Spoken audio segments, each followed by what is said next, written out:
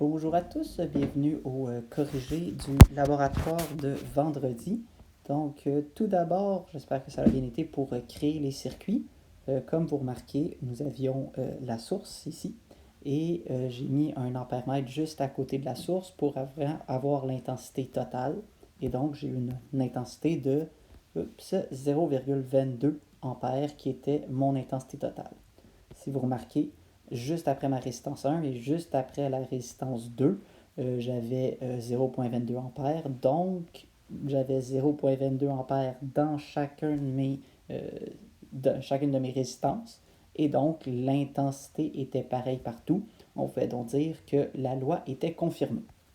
Pour les U, j'ai pris mon voltmètre. Et là, comme vous remarquez, mon point noir, il est avant la source et mon point rouge, il est après la source. Donc, j'ai la différence de potentiel de la source qui est de 9 volts. Si je prends je prends ma bonne couleur, si je prends cette branche-là et je l'amène ici, et je prends cette borne rouge-là et je l'amène ici, je serai de chaque côté de la borne de 10, la résistance de 10 ohms, et j'aurai la résistance de la différence de potentiel perdue dans la résistance de 10 ohms, donc 2,17 volts. Si on fait la même chose et on met notre petit tige noire, la tige noire ici et la tige rouge ici, nous obtiendrons donc la différence de potentiel perdue dans la résistance de 30 ohms pour obtenir 6,83.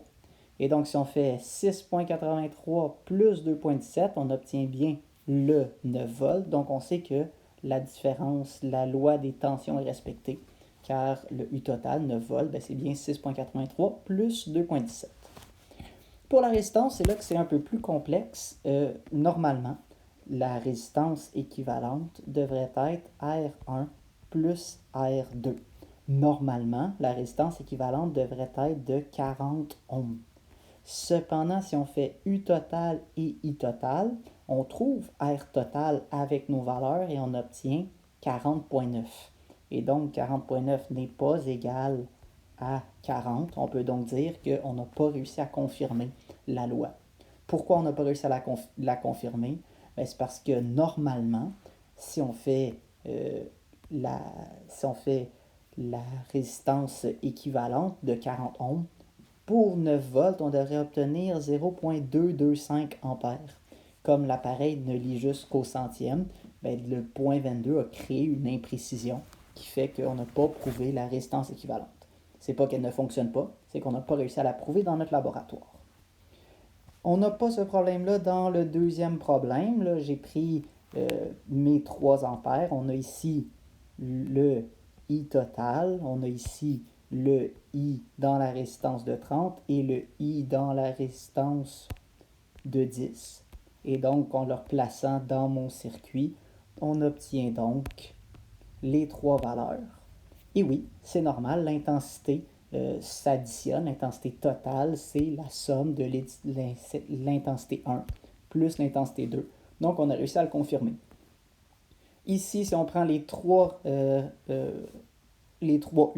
je ne vais pas refaire le schéma pour vous dire comment le prendre. Présentement, j'ai le U à la borne de la résistance de 30 ohms. Donc, j'ai présentement cette valeur-là.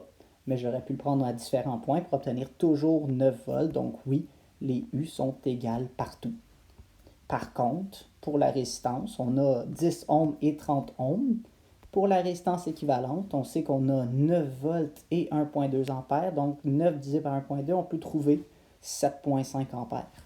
Et si on fait la formule de la résistance équivalente, on obtient bien 7,5 ampères. Donc, comme il n'y a pas d'arrondissement, on a la même valeur. On peut donc dire qu'on est confirmé. Voilà. Donc, désolé, j'ai dit 2 fois 7,5 ampères. Je voulais dire 7,5 ohms. Comme vous voyez bien, c'est la résistance. Donc, c'est en ohms, pas en ampères. Désolé de mon erreur. Pour les circuits mixtes, je vais l'expliquer lundi au cours sur pourquoi vous auriez dû obtenir une valeur de 7,5 ohms et une valeur de 22,5. Il y a des calculs qui nous permettent de le prouver. On ne peut pas voir si ça a fonctionné, on ne peut pas prouver que ça a bien fonctionné. mais voici les valeurs que vous auriez dû obtenir si vous avez utilisé les bons appareils. Donc, ici, on a 1.2 ampères, donc 1.2 ampères. On a 0.3 ampères pour la résistance de 25 et la résistance de 5.